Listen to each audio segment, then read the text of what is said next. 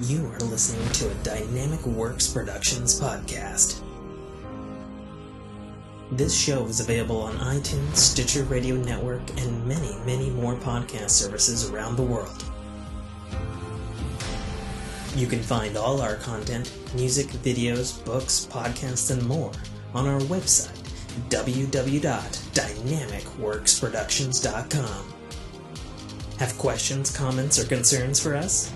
Head on over to the social tab on www.dynamicworksproductions.com if you'd like to talk to us. Now, on with the show.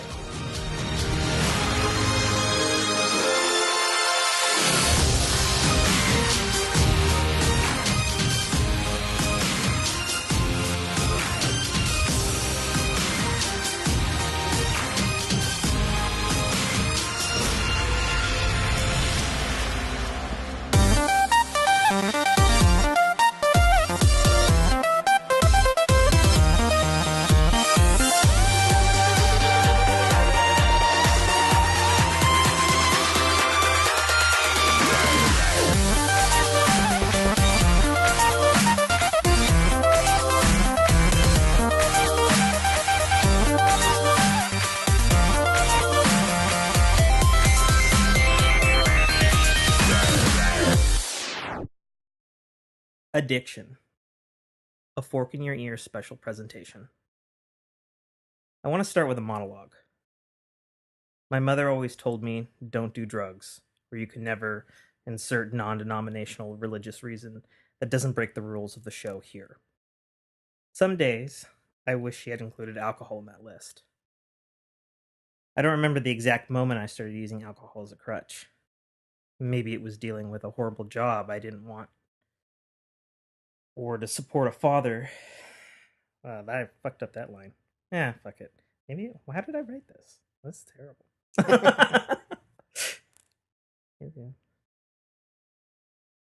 Oh, maybe it was dealing with a horrible job I didn't want to support a father that never to this day appreciates it. Maybe it was an early girlfriend whom by roll of the dice was murdered. Maybe that was the moment. When you call yourself a hopeless romantic and you're faced with death, and you are indeed hopeless. It's something that stays with you, you know? Death, girlfriend, relatives, grandpa. That pain, that loss. You do anything to make it stop or even just dull it. And then when you've had a bunch of it, there's always that tipping point. You know the point. Where you're teetering on the raggedy edge. You try to tell yourself you've had a hard day. You just want some kind of release from pain. Physical, emotional. Just pain. It doesn't matter what. You try to tell yourself, hey, let me just have something. Take the edge off the day you just lived through. Just something to dull that fucking jaded dagger you drug across your life choices. So you reach for the bottle. I reach for the bottle. Well, we all know that edge where you can see your life just down the path, all the good and bad choices you've made. But you're alone, and you're standing on that precipice, that wind howling in your face. You look at that path just a little ways down the road. There's the mom who always loves you, the father that never will. The friends you've made along the way, the enemies you thought you'd never have, and all the times you'd wish you'd had taken a certain way. Said the right thing, did the right thing. Or take the shot with a girl you know you may have missed, but you never took it to begin with. The wind howls some more, and you look down in that deep, dark void.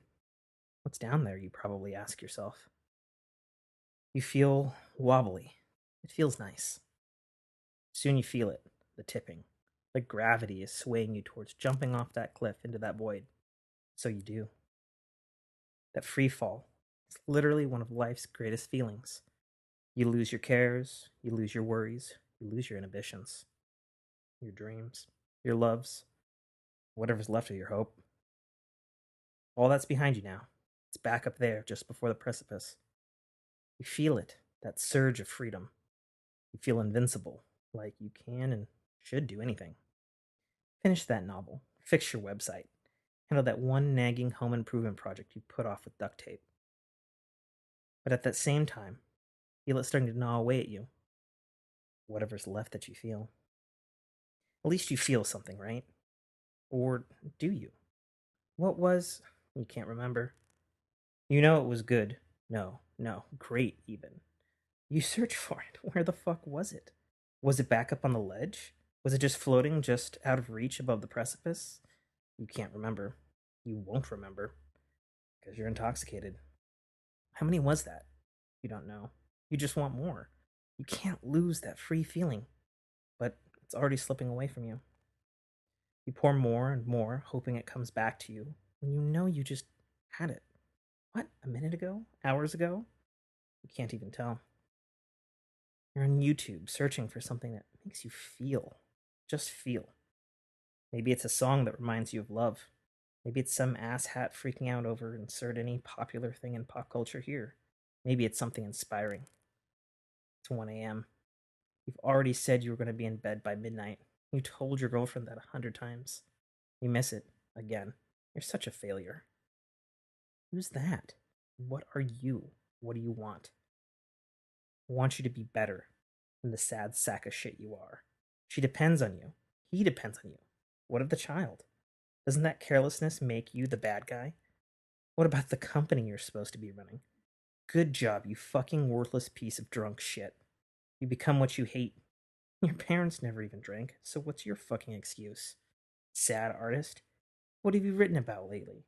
You're just a lazy podcaster who can't even be bothered to record a 5-minute snippet telling your Marvel podcast folks or your Destiny podcast people that you've lost the fucking will to spend your hard-earned money and give your voice and your story to all those worthless people.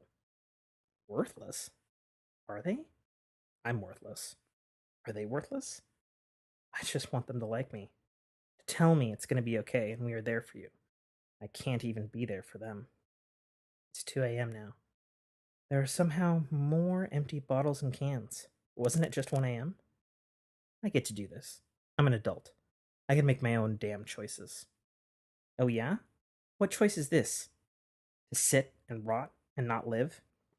You call this living? You're fucking pathetic and you're trash. Maybe you always were. Ugh. I've been here before, though. I've done a rehabilitation program before. Fuck. Twice, actually. Am I due for a third? You keep telling her you have it under control because you self-course correct. Is that just your fucking lying face so you can have another drink? You're not fucking Don Draper. He at least was successful. You've sold less than 10 bucks in your whole life.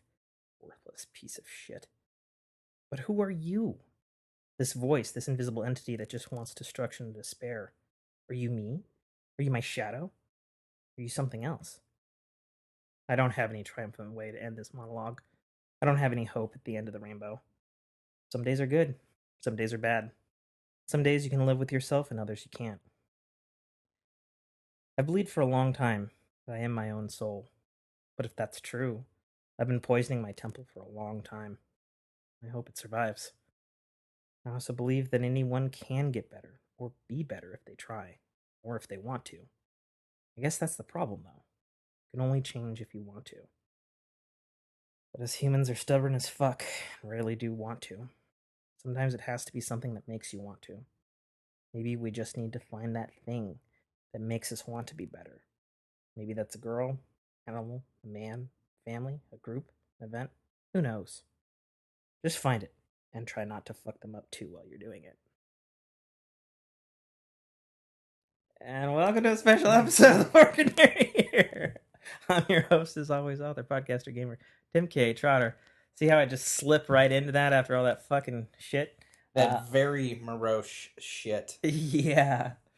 On my left is the one, the only, Brock Loomis. And making his triumphant, dare I say, jovial return. The one, the only, the buster of knuckles, Mike List. Hey, Tim. What's going on, Brock? What's going on, Fork fan? I am fucking back, baby. Jesus. Took you fucking long enough. Way to bring it up from that terrible, like, self no. analyzing. It's gonna get deep. Yeah, self-analyzing. I'm not saying that the writing was terrible or the content was terrible. Like, so you're that voice. Yeah, I am. I try to be that voice for everybody. I always tell my son, Don't try. You will fail. Don't ever give 100% because then everybody's gonna expect 100% from you. You give them 75%, and then on the off occasion you give them 100%, and then they're like, "Oh wow, thanks, appreciate that extra." Right. Yep. Can't set that expectation too high. Well, I mean, there is one caveat to that. Yeah. Give him that? 75% unless you're fucking, and then all out. Yes. But he's a little boy, so you Yeah. don't need to tell him that. Yeah, exactly. Yeah. Exactly. So we're doing something unconventional on Fork. We're all gonna talk about I guess our bouts with addiction. Uh since the last episode and since the last time Mike was on, uh bad shit happened to Brock, bad shit happened to Mike, and I just tread water. Yeah. But at least we're all treading water together. I guess that's the roll of the dice. That's what we got here. We rolled 10. Yeah. Yes. It's not great. It's not terrible. So, yeah. I might have rolled a 1 on that one there, Tim. I might have rolled a 1, buddy. Yeah. So both of you guys have far I don't know, longer brushes with addiction than perhaps I have. So do either of you want to go first since I led with the monologue? Yeah. I mean, Mike, you want to rock paper scissors? Yeah, sure. You just tell me what you threw, and then I'll tell you what I threw. Okay, I threw a rock. We can't really do rock paper scissors on an audio medium. Yeah. You said rock. Yeah. Oh, no, I definitely threw paper. I definitely threw paper. Yeah. Ah, shit. So Okay. much time to respond. Well, already. Does rock beat paper or does paper beat rock? Rock covers Paper beats rock. Rock. Okay, there we go. How don't you know the rules, though, of the game you suggested? You know, I mean, that's like saying, let's play poker. I've never handled a deck of cards in my life. That's the Uno deck, right? yeah. It's the one with all the reversal The cards. fish. Okay. Color fish. Okay, so since you won with your paper, you want Brock to go first? Go ahead, Brock. I'll probably chime in too because Okay. that's how it is. Yeah, that sounds good. So as Tim said, I mean, I have had a much longer dance, I guess. Let's put it nicely. It's a good term. With death. Yeah, with drugs, alcohol, and other various forms of addiction. But I mean, I remember from a very young age my first encounter with drugs and alcohol. Well, not my first encounter. My first serious foray into drugs and alcohol was I was in 4th or 5th grade, and my older siblings had a party at the house when my parents are away, so their friends were feeding me alcohol and weed, and not feeding me weed. I was smoking weed with them, and so I was how old are you? 5th grade. I don't know. I didn't have conventional grades. Yeah, don't look at me. I'm not no help to you. I don't know, but it was a very young age, and at that point, it was cool, but it definitely wasn't an addiction at that point for me. But it was definitely the initial stepping stone that led into thinking that these things were okay, and I guess it laid the groundwork, or the foundation that this building was gonna rise up from. And then in my teens, I mostly smoked cigarettes and drank. And I went to a private Christian high school. I was a bad kid, and I really wasn't even that bad. I used to go to my parents' property out on a river, and all the little Christian kids would come out and party with me, and we were all safe, we were all cool. We'd set up tents, bring stuff out to cook on the fire, we'd float on a river, And again, it just added like another layer of that okayness to that building. And then as I got older, I had throughout my teens I had encounters with police, and I had usually sent home with a warning. I never drove drunk when I was in my teens. And actually, one of my first actual legal encounters with the police, I was getting a ride home because I was drunk, and the Mm, cops pulled my friend over. She was driving my car, mm, and she kind of did a California stop and rolled through the stop sign. mm. And the cops like, this fucking car reeks of booze. Who's been drinking? And I was like, me.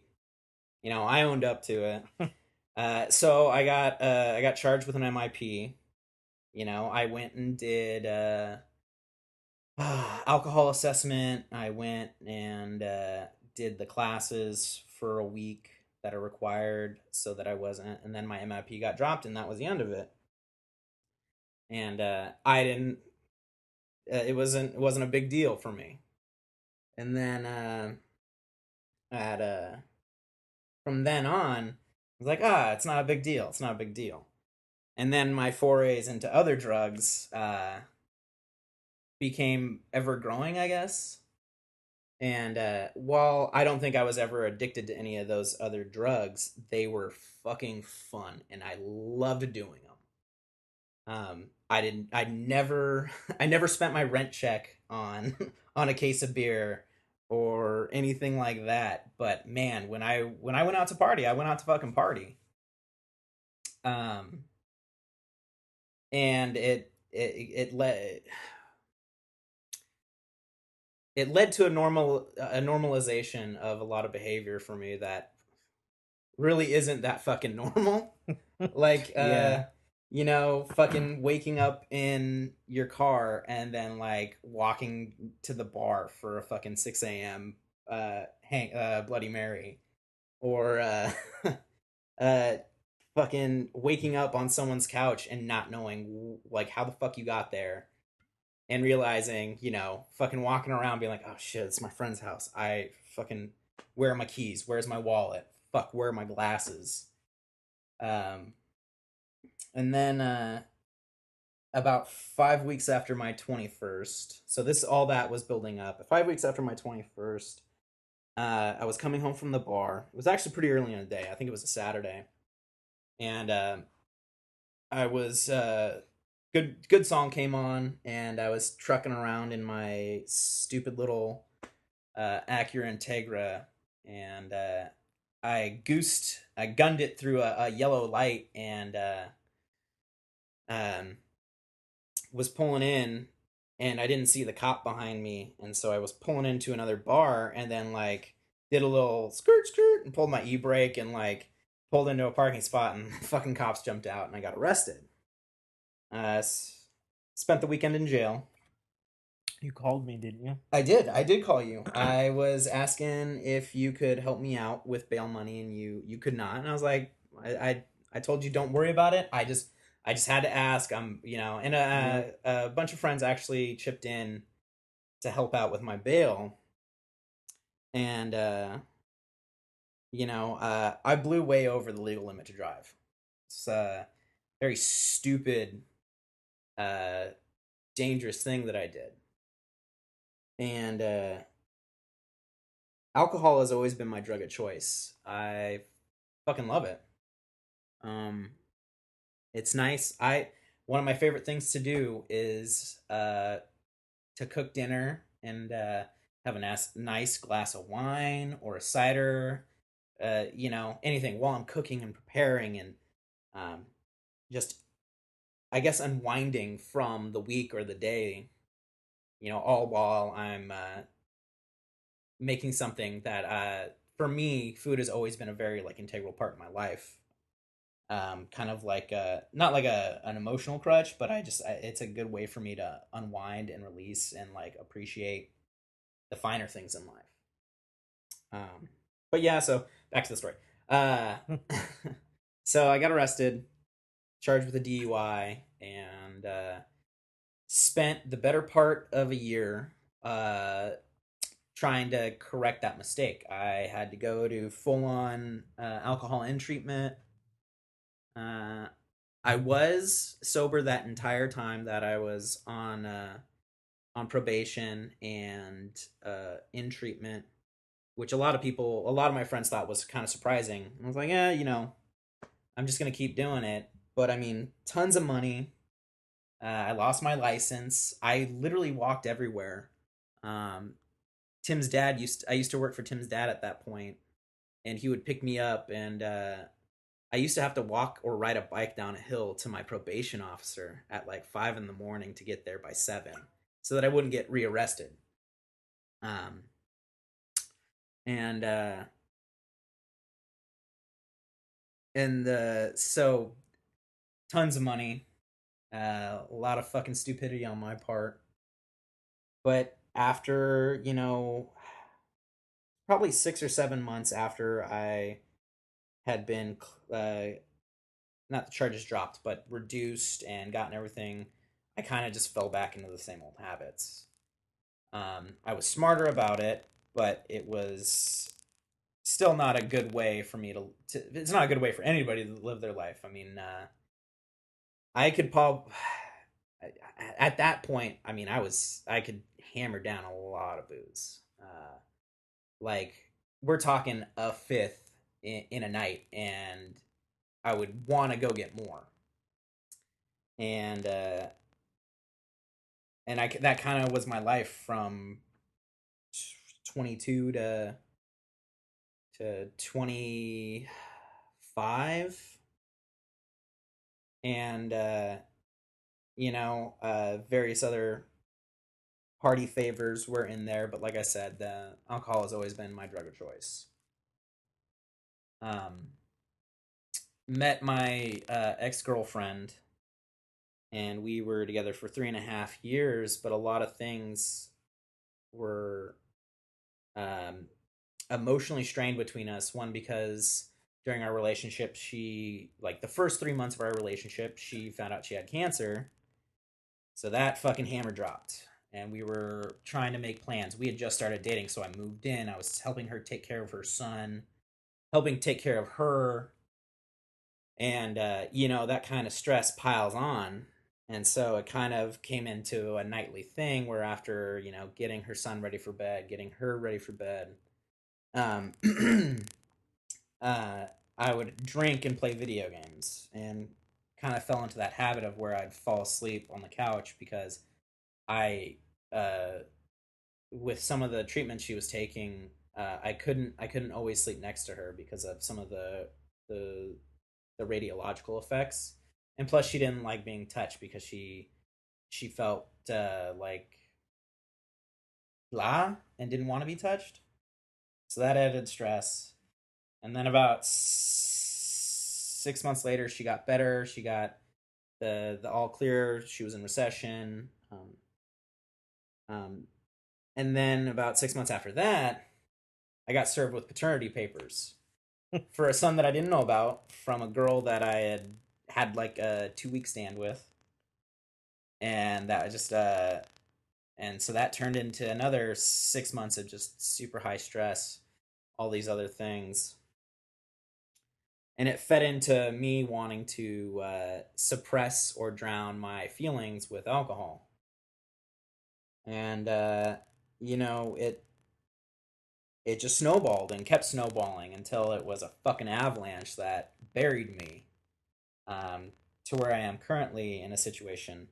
And it's the situation I'm in right now is still super fresh, and I don't want to get too deep into it. Um, but I mean, it's not fucking good. And it's opened my eyes, and I'm a very, I guess, corporal learning person. Like, my belief is that a lesson isn't really truly learned until that lesson's learned in blood. Like, I remember always being told by my father when he gave me a knife, never to cut towards yourself. Well, I didn't fucking listen, and I cut towards myself almost on a consistent basis until I damn near cut my finger off, and still have the scar, but I never cut towards myself anymore. With a knife. Yeah, with a knife. Chainsaws are different. But it takes a lot for me to learn. Like, I have to learn the lesson myself. Unfortunately, instead of taking others people's advice or heeding other people's warnings, like it's probably one of my worst flaws, that I can't just take other people's knowledge. I have to test it for myself, and then when the tiger finally gets tired of its tail getting turned around and it bites the fuck out of me, I learned that lesson, and it's unfortunately, fortunately for this time, the tiger didn't just fucking maul me to death. So yeah, that is my. Can I mean, you don't have to if you don't want to, obviously, but can I reiterate what you told me? The first thing you told me?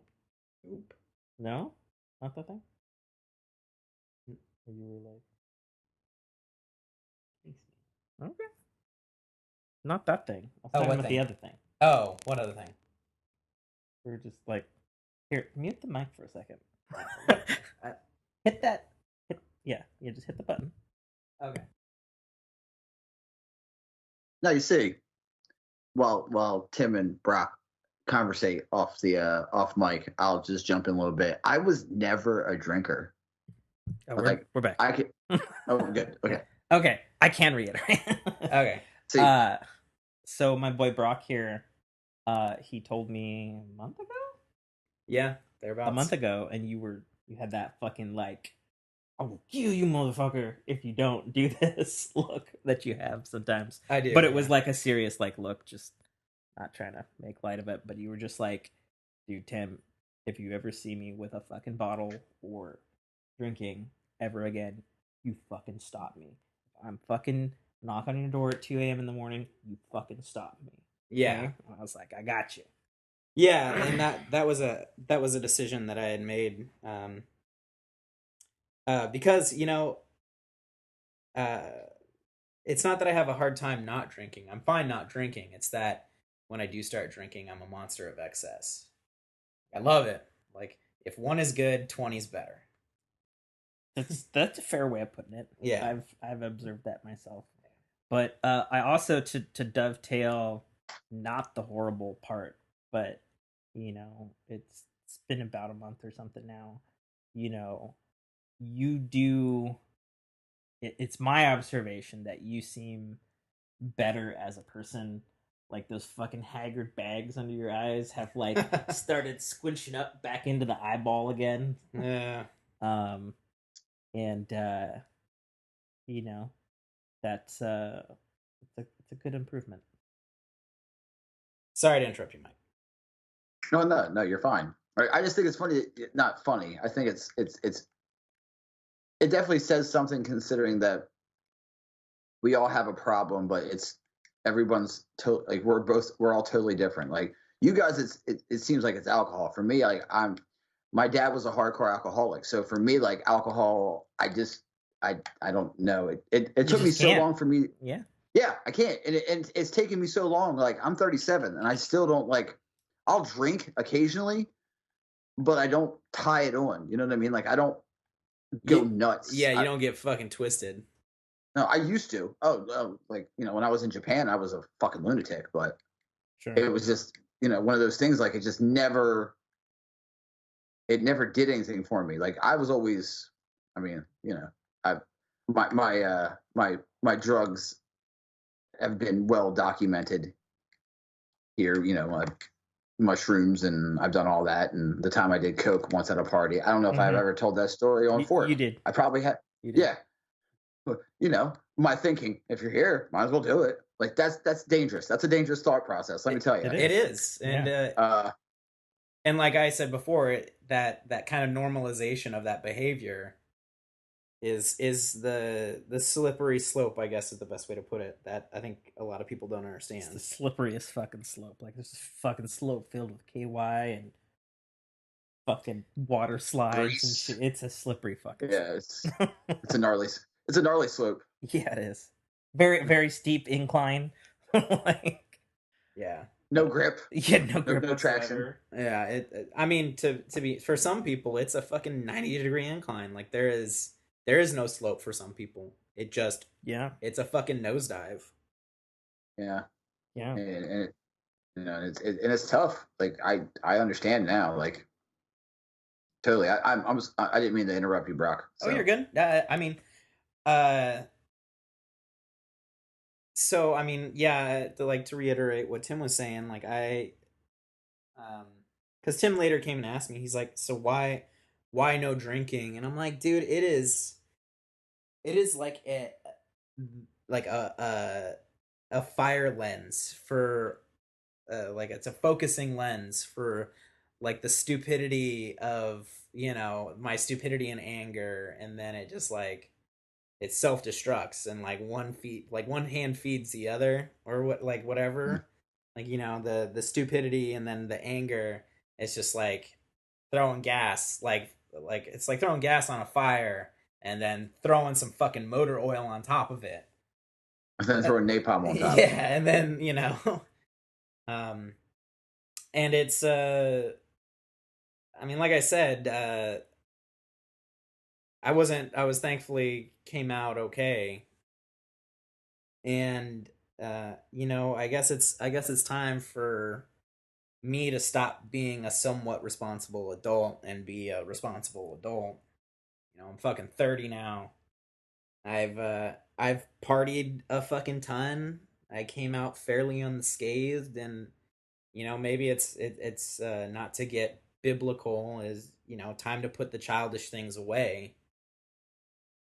Um so yeah, and I mean, me and Mike have we've talked to each other about just in casual conversations, some of the drugs, and me and Tim have been together fucking 27 years uh as That's a friends. fucking long time, dude. Yeah, and we've Like that's a fucking marriage. it is, except better because you can't take half my shit. How do you think I feel? I'm 37 and I've known my best friend since we were 5. Oh, Yeah, yeah. that's about how Okay. me and Tim Yeah. have known each other, 4 or 5, I think. Yeah. I would have been 5 Yeah. because Okay. I'm a touch older. Yeah. Yeah. So So I you mean, yeah you would have been 4. I would have been 5. yeah. So I mean, a lot of those things in Tim's monologue I've seen firsthand, and um, he and I have been through all of each other's low points and high points. Well, most of them, not all. Yeah. I mean, there were times where we just physically couldn't be there for each other, like either because Well, I mean, you and I have pretty different lives. Like, uh, not this last year because we've been working and living fucking together. joined at the hip the last year. Yeah. But like the 5 years before that, I'd only see you like maybe twice a year Yeah, and or that was something. Like yeah. we talk occasionally, but it was unfortunately not enough to do anything for one another. Or you had shit going on, or you were painting a house, or I was elsewhere. Or Yeah, fucking other shit. remodeling an entire bathroom from scratch. You know. So yeah. Yeah. Um, drugs are fun. But they are bad. Use in moderation. Yeah, that's I a will say that. I'm not gonna say drugs are bad. They are unhealthy, and a lot of them are illegal. So I guess pick your poison wisely. I mean, I can't sit here and dictate to people what is good and bad about anything. Frankly, I mean, you're gonna choose your roads to travel. I will tell you that you should be careful in what and who you do things with, that drugs or any kind of activity. Fair.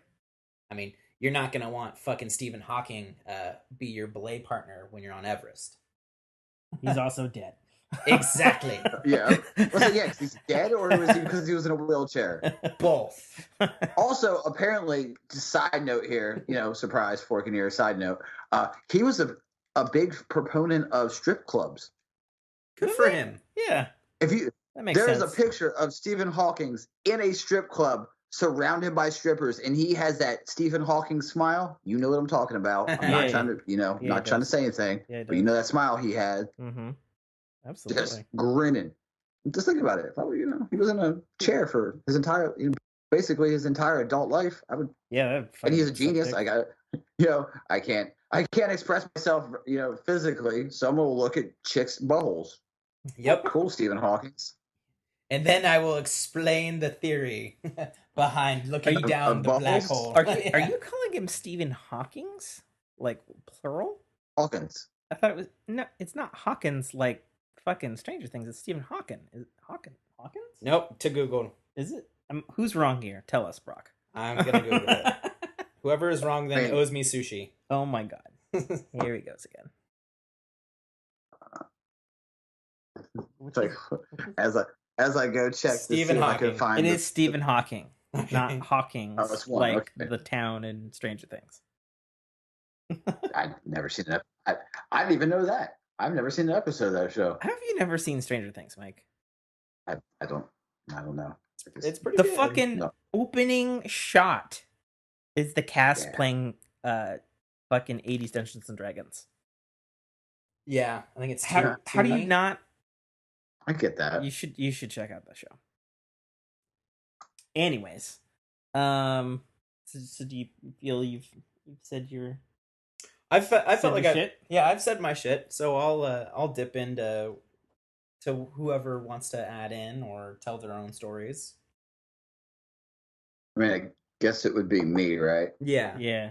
Considering Tim did a fucking monologue. Yeah, I mean, I'll end cap the whole podcast or whatever, but yeah. Yeah. If we ever, if that was ever animated, please no one animate that one at least. If you're going to animate something, do one of the great ones. It's already animated in my mind, Mike. Yeah. It's dark as Did shit. you walk out? It did looks you walk like out into fucking like a dark Sleepy stage? Hollow. So And not the did you walk Disney out into, one. Yeah, the good one. The Tim Burton one. Oh yeah, okay. The All right. weird one. All right, Mike. Tell us whatever you're willing to share with us and your Fork fam.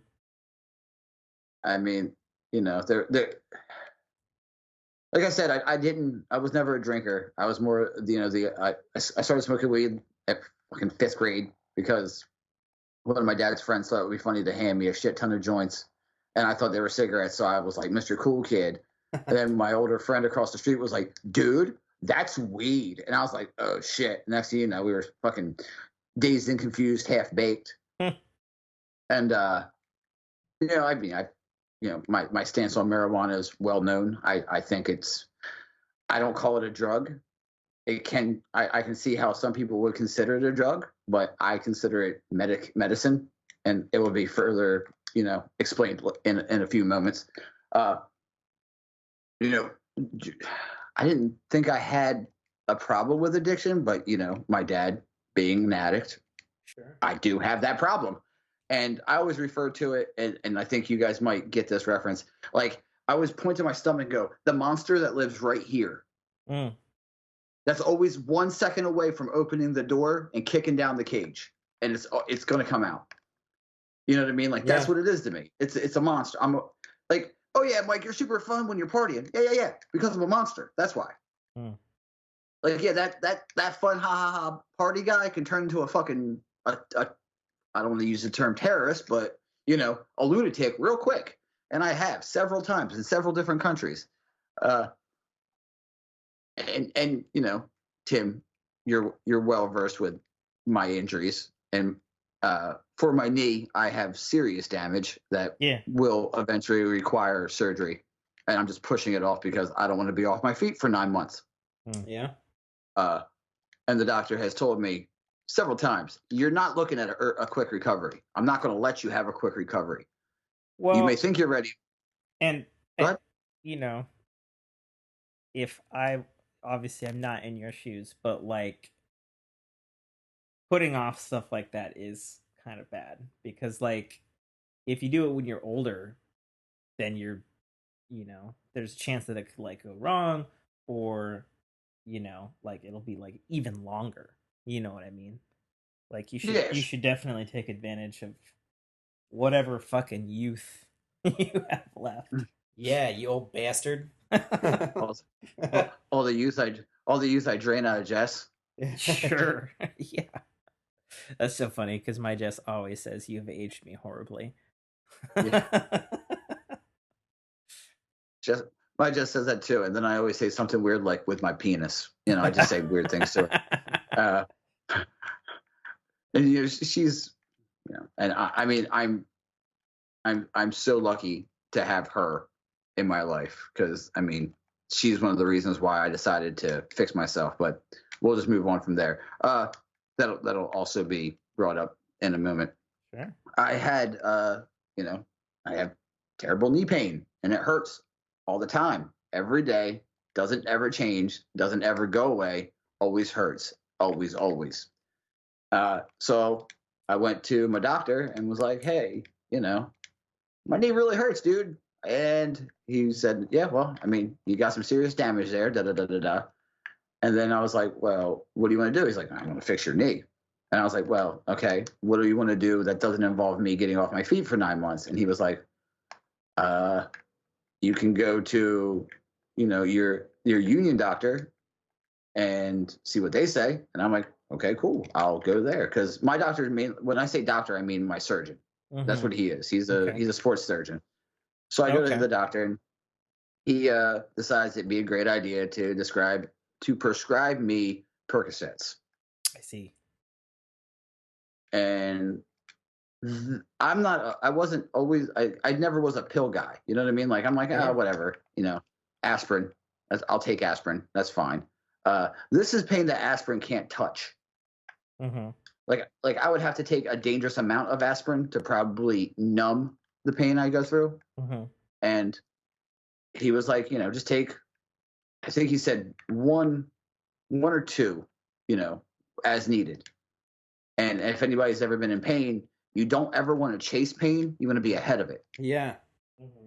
So I would take two and be like, this isn't doing shit. What the fuck, Mm-hmm. And then I would take another one. And then I would take, oh, well, if I'm supposed to take two, the serving size is two. That's, what I mean? My thought.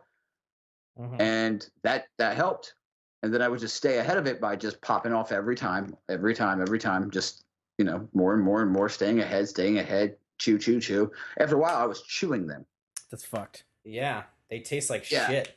They taste like shit. All Yeah. pills taste like shit. Yeah. Well, these super do.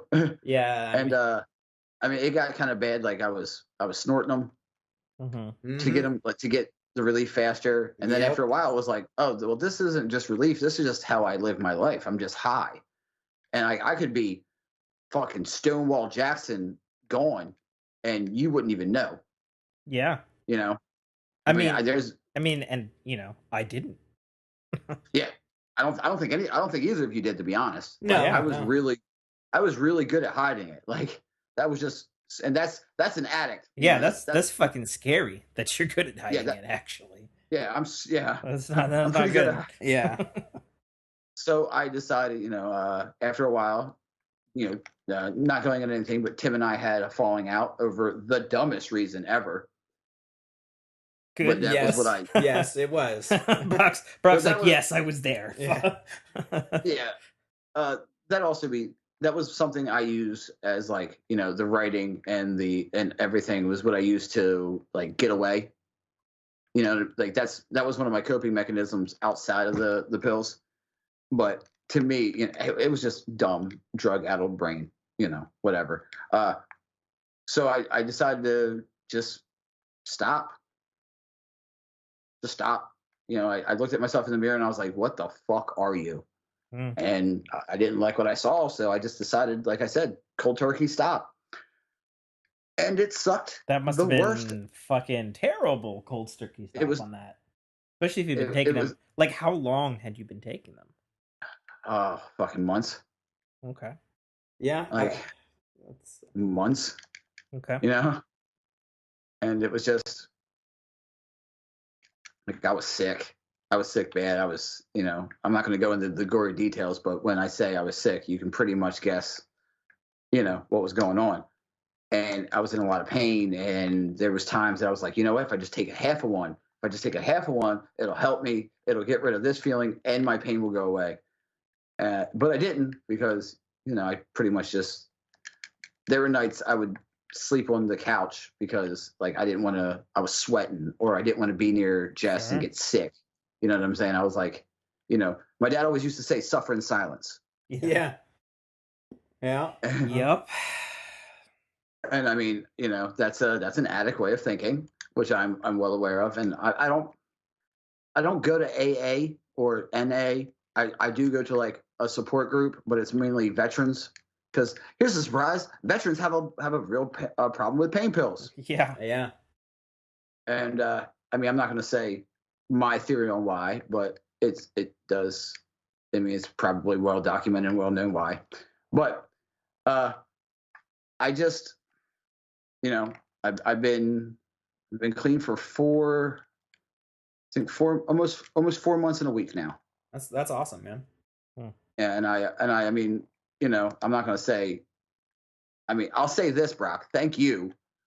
But also with your situation, that's fuck, man. Yeah. But it's because of you, Tim reached out to me, to tell me the It is situation. true that is what happened.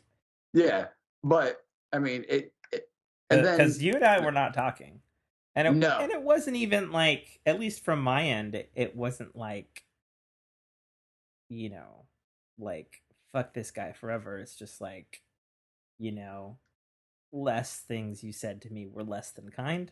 And so it's like, all yeah, right, I'll leave the door open, and if he ever chooses to come back, we'll talk about it then.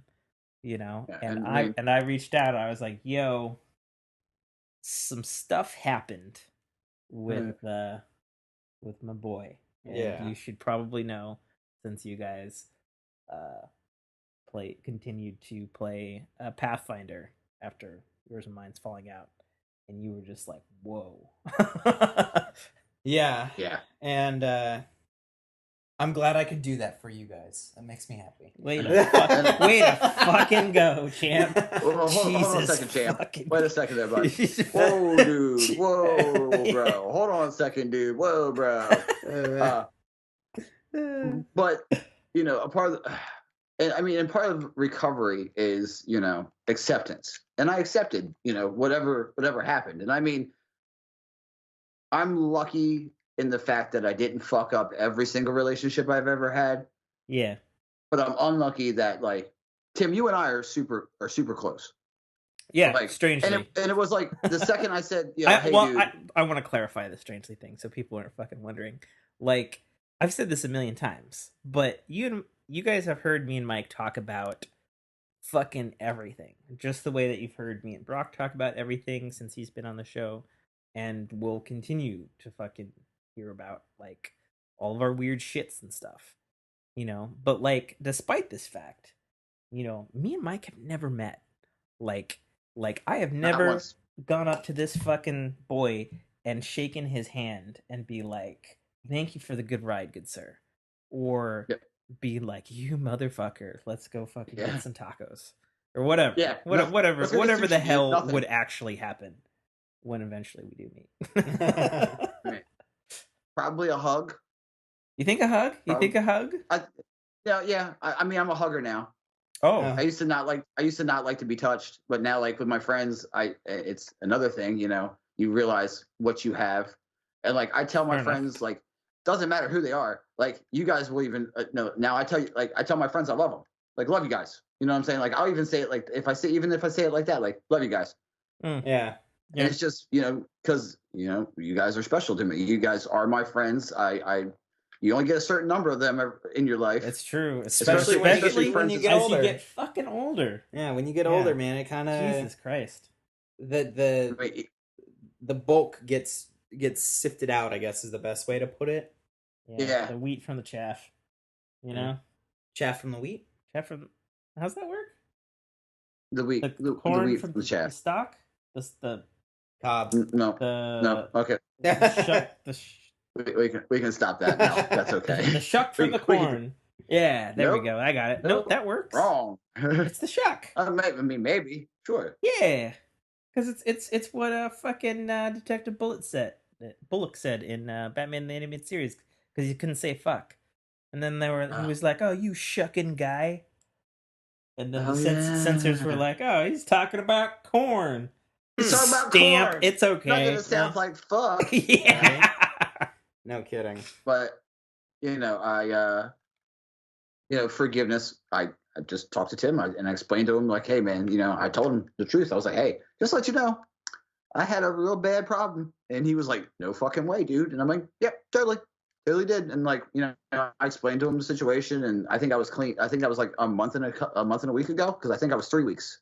Yeah. Yeah, Yeah. I was 3 weeks, and then we're and then it took us about a week, after Tim was like, we'll you know we'll stay in touch. And then I guess things got busy, and he messaged me a couple days ago. I was like, hey dude, I didn't not saying, I didn't forget nothing, nothing's wrong, everything's cool, it just life got a little hectic. And I'm like, dude, listen, everything's cool now. And I don't know if you guys can hear, maybe Tim, you can hear it more, that like I sound Oh yeah. 100% less. Yeah, like Oh yeah. the stress is way off me, dude, and I'm loving it.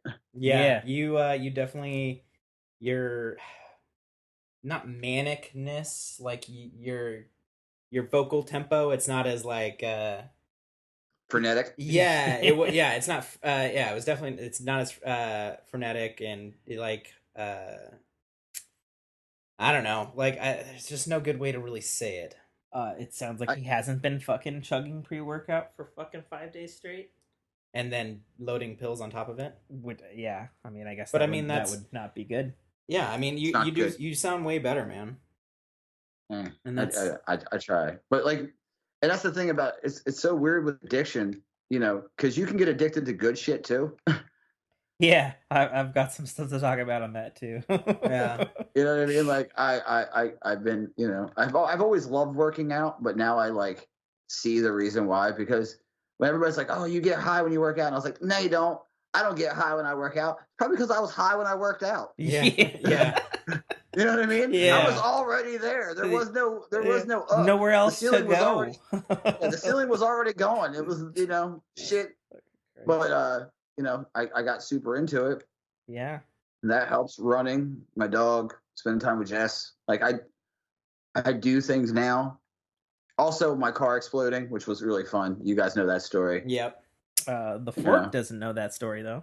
Yeah, my car exploded, guys. Got a new car, thank God. Finally, new 2018. But in doing so, my old car had to take one last shot to try to kill me. Yeah. Yeah. Tried to kill me. The motherfucker went dead. And I was going a mile. I mean, the speed limit around in that area was 35. So I'll say I was going a nice 37. Just in case, statutes, limitations, and whatnot. Right. But I was Sure. going 37, and the car died, and I was on my way headlong careening into a red light that is well known for people haul assing down that road. And so I was like, okay, cool. This is where I get into an accident and see what happens. But luckily I didn't. And then I pushed the car home, got a new car. Everything's good. So that's something else entirely. Fair enough. But like I said, with Tim, I think it was earlier this week. I was like, so when we podcasting, dude? And then I think if I can, It's actually last week because we were trying to do something, but it just didn't work out. Yeah, We had a it was shit last Friday week, on work. and then Tim was like, "Fuck yeah, dude, let's go." And I was like, "So," and John Wick. I guess I'm back. Yeah, Yeah. yeah, that's right. That's right. Which is awesome. And I'm actually really excited because when Tim had told me, he's like, hey, just to let you know, I called Mike and let him know what was going on. And I was like, shit, dude. I was like, I didn't even think about that. Thank you. And then like a couple days later, like he explained, he's like, oh yeah, I text Mike and da da da. And I was like, oh shit, you guys are on the mend. I was like, sweet, okay. And then I was like, it actually kind of it made me happy that you guys were, you know, coming together again, and Still feel like you're bringing this right around to making it about you fixing us. I did Like fix you. you're just like I'm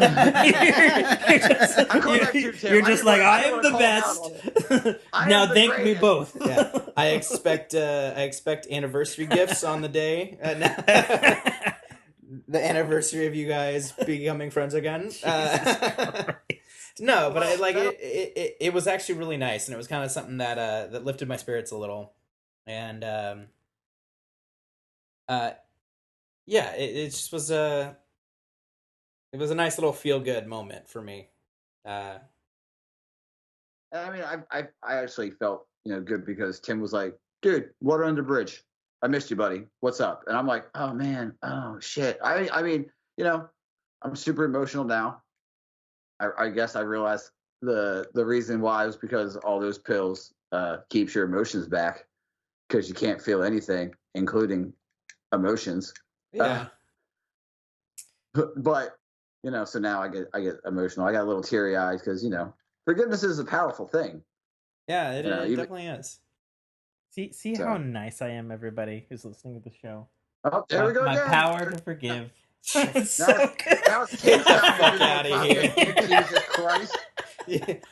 Thanks, Jesus. Thanks, Satan. Thanks, Buddha or Gandhi or I don't know any of the other religious people I can think of to not offend everybody because Yeah. it's time to be all inclusive with this world we live in now. Yeah, Thanks, every god. yeah. All the God. Thank you, Gaia. Yeah, Um, Oh gosh. but because of that, after we're done, I don't know if you want to do this while we record. We can do this after we wrap. I have a prospect for you guys. okay. I'm. You know, if you want to do it when we're done to wrap up, end on a high note, not like this isn't a high note. The reforging of the blade that is the fork. Now we have three tines, baby. Yeah. What does that make us? Does that make us Trident or a shrimp fork. we're a shrimp fork now? Pretty sure shrimp forks have two. I mean, Three. a normal fork Well, is what we are now. Back when it was just us, it was that shitty spork. The spoon with two tines that used to get at fucking yeah, for crab. taco. Yeah, well, I don't know about that. I don't. That's what they always give me at Red Lobster. A I was spork. gonna say. I No, was no, gonna say no. that It's the got the spork. two. It's got the two prongs and the little spoon, little scooper spoon on the end. Oh yeah. I have yeah. no idea what the fuck that is called. Yeah, It's a a crab crab fork. breaker. A crab fork. I would Yeah, say. crab fork. We were a crab fork in your ear. A Now quark. we're A quark. now, Get the fuck now out of here. go Brock. Go fuck yourself. See, I did it again. Brought you together in hatred. No, but truth be told, dude, I was more worried about you know, not to sound like a dickhead. I was more worried about you than anything else. Like I didn't give it like when Tim was like, the situation and the way he phrased it, I was like, oh well, fuck it, I don't care. I just want to make sure my buddy Brock's okay. Yeah, and that's fair because like when like I chose to like open up the dialogue given the way things had kind of ended or just sort of fallen off into non-existentness, and I was just like, I should probably talk to this person because I know because it had been like a few days before that I had because uh as you now know, and our fork audience has known for a while now, me and Brock live together and we work together, and like this room is like right next to his room.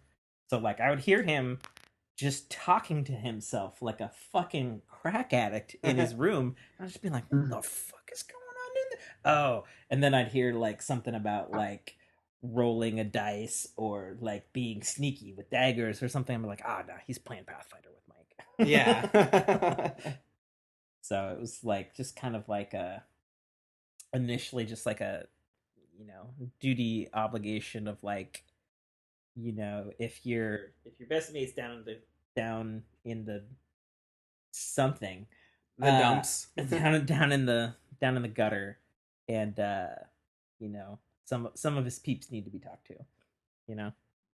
Yeah, and you sending me that text, a couple days later was it like it made me feel honestly it made me feel really good. And Tim's like I had Tim's support and Mike's support and support of a bunch of other people, and it was just like it just was like something that was great to to know was there.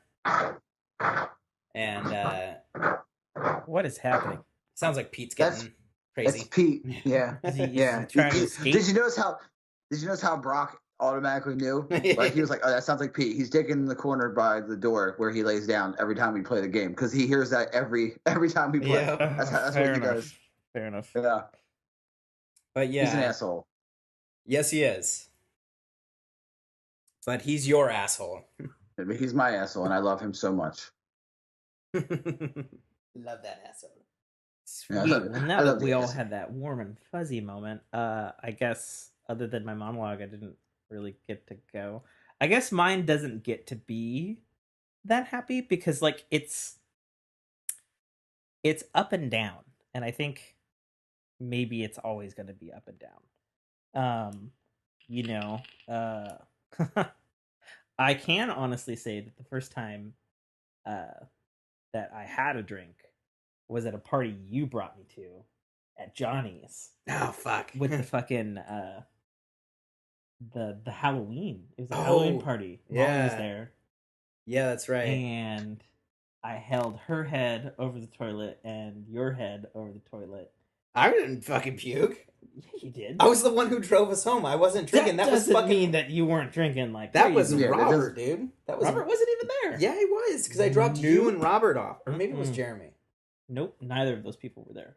It I'm- was me, you, and Molly.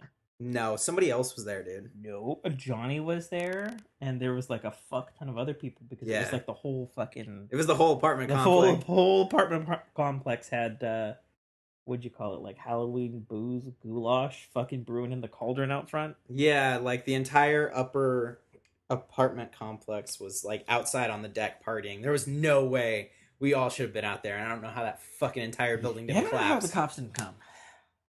Yeah, There was just so much, and like we were all underage. yeah. I Like, think I was 18. That was the other thing.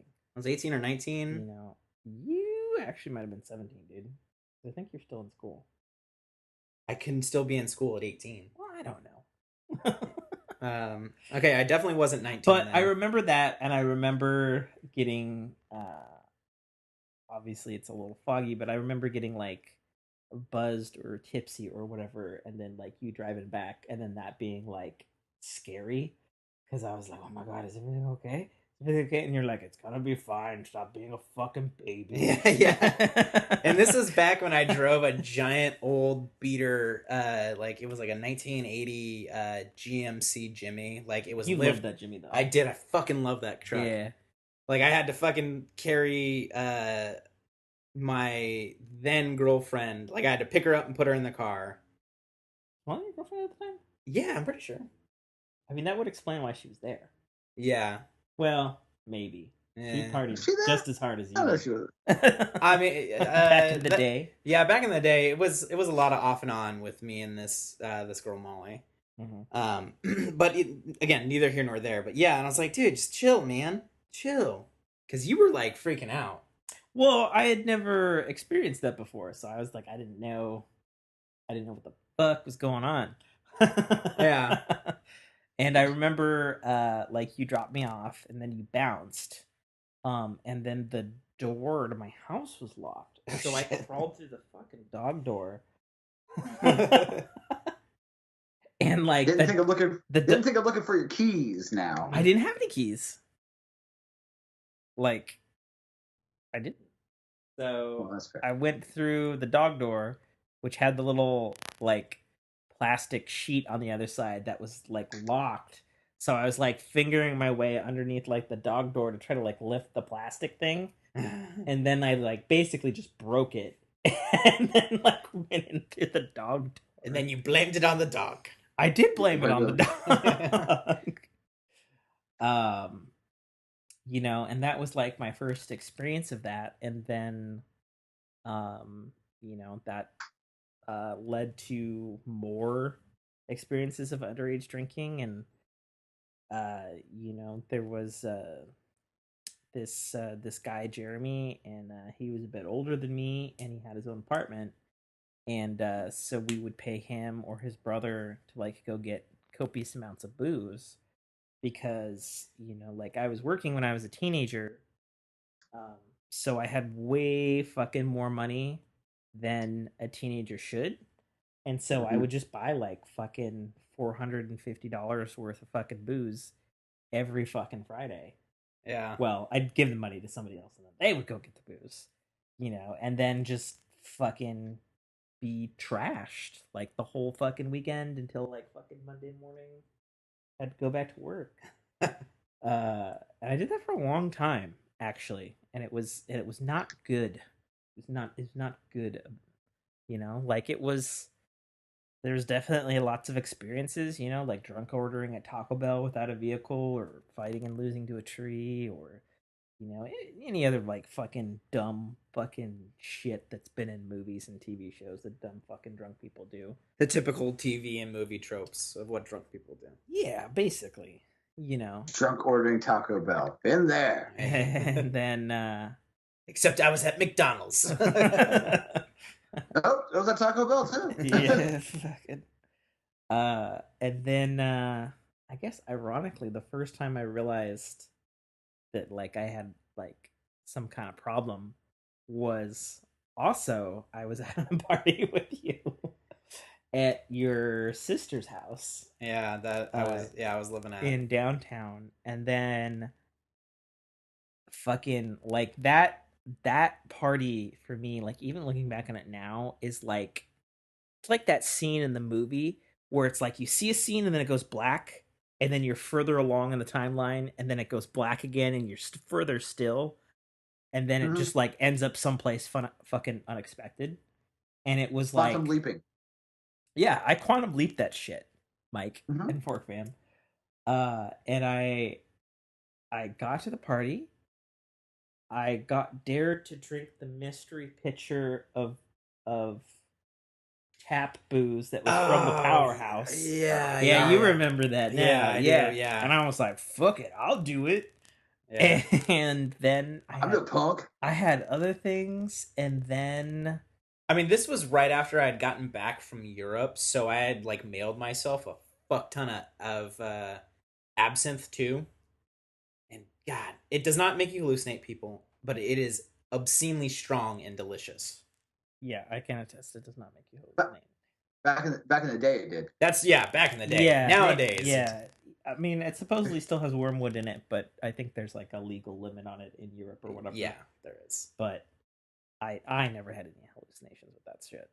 But this party, I remember I was drinking the mystery fucking beer, and then I like there was blackness, and then I was in your sister's shower, and then I remember your sister like telling me like don't fucking throw up in my shower. Oh yeah. And then maybe I wanted to. I think I put but you in there because you said you were gonna puke, and I was like, "Here, yeah, man!" like And like I you fucking threw me in there. Yeah, I picked You're you like, up. And don't fucking hit the knob with your forehead. Good job, buddy. All right. Yeah. The shower is the best place to throw up. It is. It literally has one place to go. Yeah, Yeah, and then I mean that's true. and then you can shower with your pukey clothes on and rinse your pukey clothes off. Yeah, that's very true. But I didn't throw up. I don't think. I don't think you did. Because I didn't have any throw up on my clothes in the morning, and then I remember like sitting down into it was like like a bathtub shower stall thing, and I remember sitting down, and then it goes blank, and then I wake up the next morning in a cemetery, and I was just like, "Wait, what?" like wait. This wasn't a Halloween party. Like it wasn't that fucking time of year. I think it was fall, but it wasn't. It was either fall. It was like fucking November or September or some shit. Yeah, It was not Halloween. Yeah, And then like and like I was sitting in between these two graves. Like the grass was dewy, and I'm looking around and I'm like, what the actual fuck how on fucking earth did I get to a cemetery? And I didn't know what to do, so I called home and I've definitely done a lot of bitching about my father on this show. This will probably be one good memory of my father. How about that? And my father picked up, unfortunately, and he was like, "Hello," and I was just like, Dad. I was like, you know how you always said, like, the good parent thing of like, you need me to come pick you up because of boobs or whatever. Like, you'd come pick me up. And he's like, yeah. I'm cashing it in. And I was like, can you come pick me up? And then he's like, yeah, oh, okay. Where are you? And then I was like, here's the thing. I don't I'm in know. a cemetery and I don't know which cemetery. And it's like, well, there's not that many cemeteries around here. So, like, what do you see? And I was like, I see the fairgrounds. I see houses. I see graves. And then like I kind of talked to him, and then I like found a sign, and I was like, oh, I'm at insert. I'm not gonna name the graveyard. I'm at this graveyard here, Yeah. and he's like, okay, I'm on my way. And like I had to fucking find my way out of the graveyard. Which, by the way, graveyards are super weird, or at least this one was like it's got like a concrete fence that's like 2 feet tall, and then a giant gate. Yeah. So I just went over the 2 foot tall concrete thing, and I was like, okay, cool. I'm just a normal guy walking out of a cemetery. Like, Just a normal, everyday hobo. yeah, fuck it, just a fucking hobo child. And like, my dad came down the hill and picked me up. And to his credit, uh, he didn't chastise me. He didn't fucking like call me a loser or a worthless piece of shit or any of the usual things.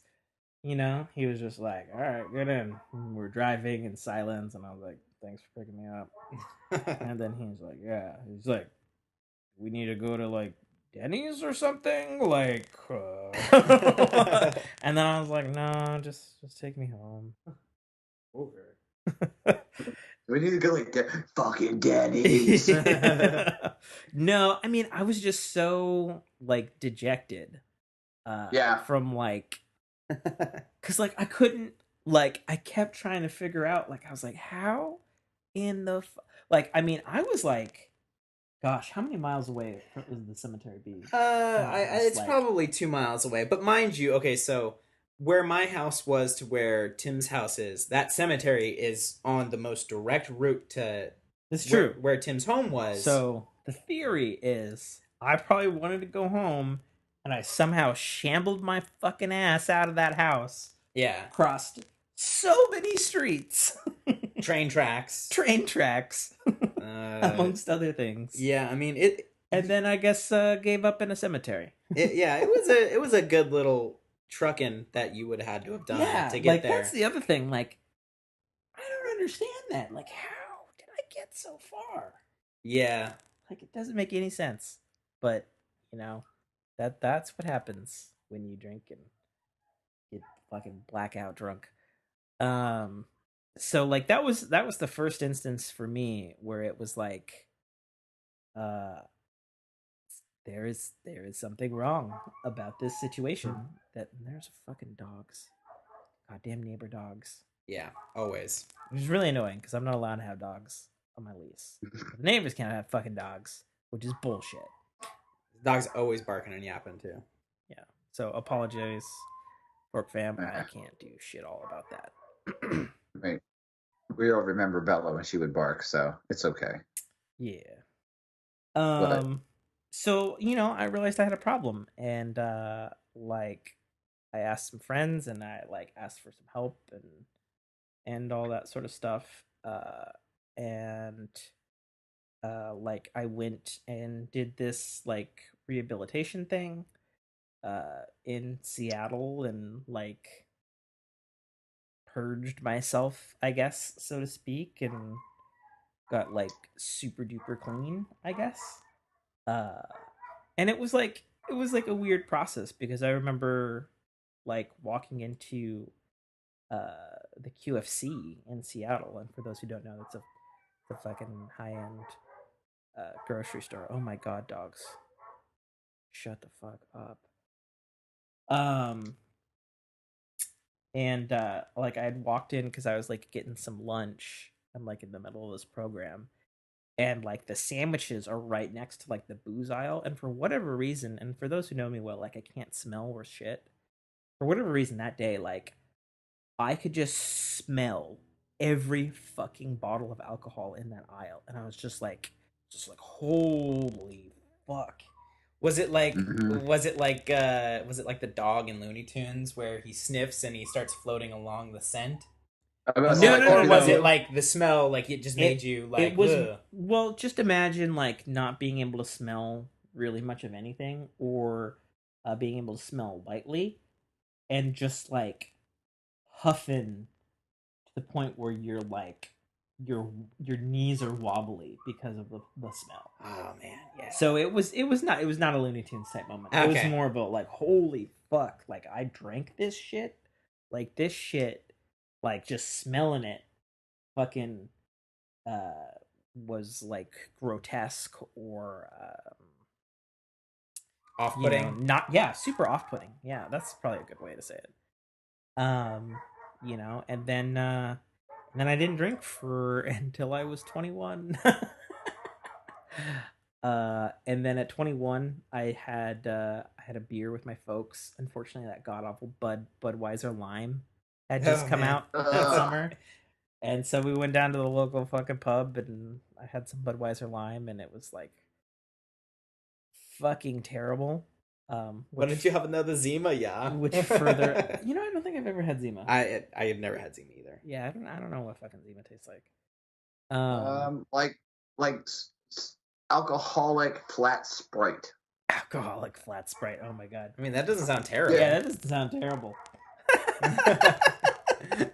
Then may I interest you guys in White Claw? Yeah, That yeah. is the Oh, I love White Claw. Claw's the law. The word is loved, bro. Yeah. Loved. Past tense. yeah. uh You enjoyed. Yeah, You I enjoyed did them at enjoy. one time. enjoyed. Yeah, and then I had Budweiser Lime, and then I was at a I was working at this other place, and there was this Christmas party, and somebody was just like, why don't you fucking have a drink with us? It's a fucking Christmas party. And I was just like, you know, like I've had some problems with her or whatever. And then they're just like, that was like fucking years ago. Aren't you like a fucking man now? And for whatever reason, I was like, you know what? I am a man. I can't fucking. And it just so happened. I mean, I did also have a crush on this girl, and she had made homemade Irish cream from her grandmother's recipe, and it was really fucking good. And so like I started like casually drinking again, and then I guess it kind of turned into this other chapter of my life where rather than crazy parties and things, and you know I was old enough to purchase my own alcohol at this point. Um, how loud are those dogs coming through, Mike? Pretty loud. God damn it! Fucking, Not gonna lie to you, Tim. Pretty loud, buddy. so you just It's okay. crash into the fucking microphone. Are you trying to see where the dogs are? Yeah. They should be the ones like directly behind us, like this house here, like right behind us, Okay. because they've got two dogs. Okay. I've seen them. I mean, you could open up the window of your fucking room and be like, "Shut the fuck up." Yeah, I might just go over there and be like, because they've woken me up a couple times. Really? Yeah. That sucks. All right. Where was I? Yeah, and so then that began this. So you had a crush on a girl and she forced you to start drinking again. No, I would say no. Peer No. pressure. No. Jesus. No. I did this terrible thing for a girl that did not like me. I mean, well, that's a whole other podcast. If we want to get into that fucking row of shit, man. Next time on Fork in Your Ear, the things we've done for perceived potential love that we never got reciprocated in any way, shape, or form. Unrequited. Yeah, that one. That word sums it up way better Yes, it does. than those words that I chose just now. Yes. Yes, they did. Fucking asshole. But then that began this other thing that is somewhat kind of a problem perhaps today, where I just kind of became like this closet alcoholic, where like I wouldn't go anywhere, I wouldn't see anyone, I wouldn't talk to anyone, I would just sit down with copious amounts of alcohol and watch TV, and not even like, I mean, yeah, like a bunch of good TV is like depressing or whatever, but like I would watch like generally depressing TV and then just like feel sorry for myself and shit like that. And that went on for a long time. And then uh like it got to the point where it started affecting my work, and I realized it was a problem, and so I went back to have some rehabilitation, which took a considerable amount, lot longer time. Like the first time I did it was like a 30 some day thing, and then the second time it was like 90 days. Um, and then uh, that that was much harder. Not like doing it, but just like uh, the person running the program was just like, "Yeah, you ain't done yet. Fuck you," Just saying. kind of Just thing. saying. And then they're like, "We get it. Keep going."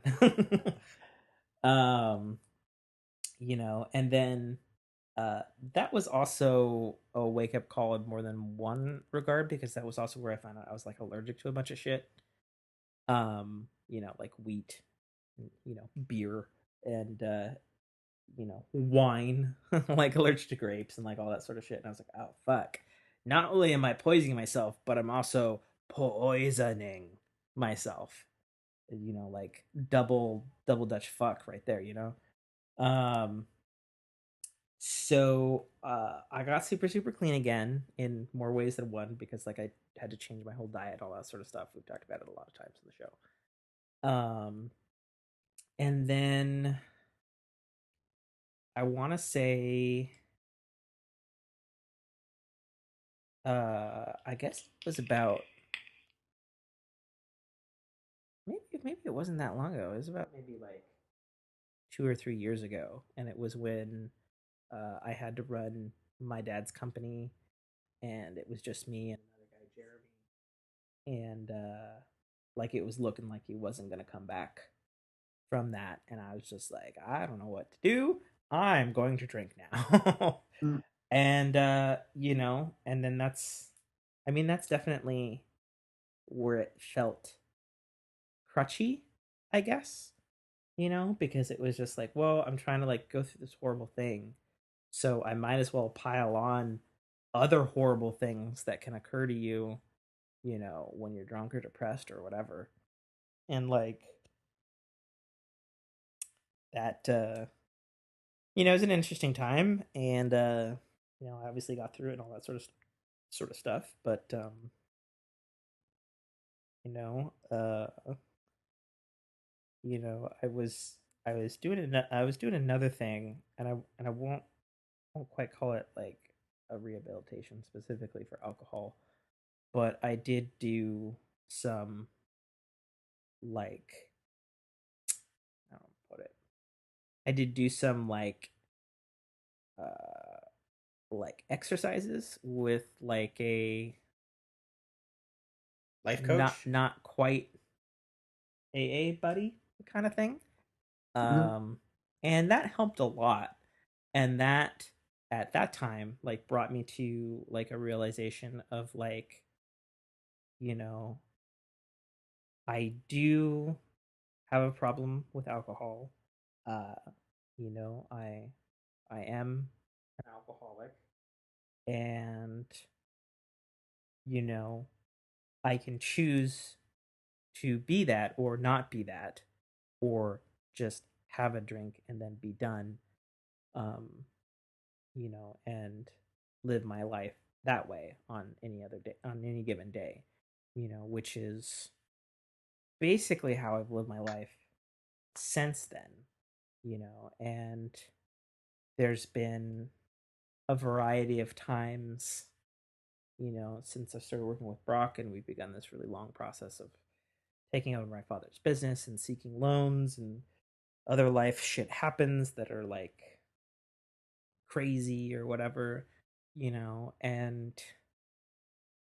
like a wise man once told me, um, you're an alcoholic if you decide you need to have more than one drink at like a meal or something like that. And I don't know, maybe that's justifying it, but like I always thought that that was a little strict, but he's probably right. And, you know, and sometimes I choose to have more than one drink, and then sometimes I choose to fucking get tipsy and go over that precipice and get that feeling. But I think the thing that I can say about that feeling is, no matter how good it is, it's always fleeting, and no amount of, well, like what you said, Mike, like with the pills, you know, no amount of it like makes it permanent.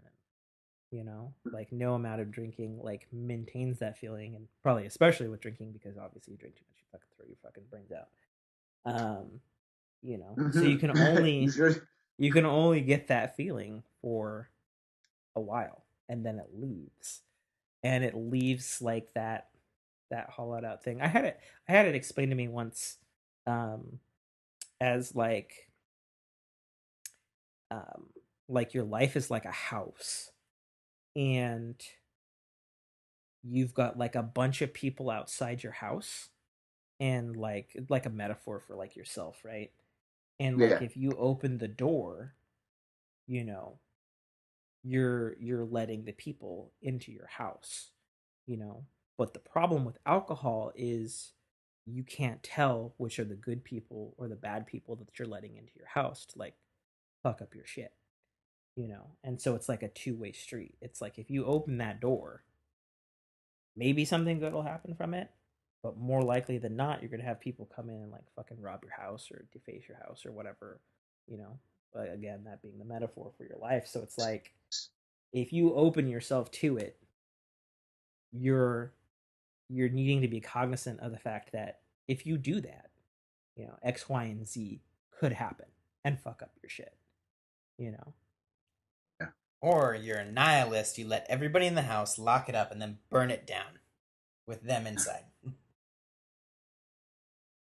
I mean, no. Ooh. No. Nope. No, Brock. What have we been talking about this whole fucking Then show? everybody dies. Oh my god. You have learned nothing. Jesus fucking Christ. I hereby award you no points. Yeah, no points. All of them taken from Gryffindor. You go to Slytherin now. Yes. Hey, I there's like nothing Slytherin. wrong with Slytherin. I love Slytherin. I mean, no, it's a good analogy, and I'm sure. I'm not trying to make light of addiction or anything like that. It's just that is my personality.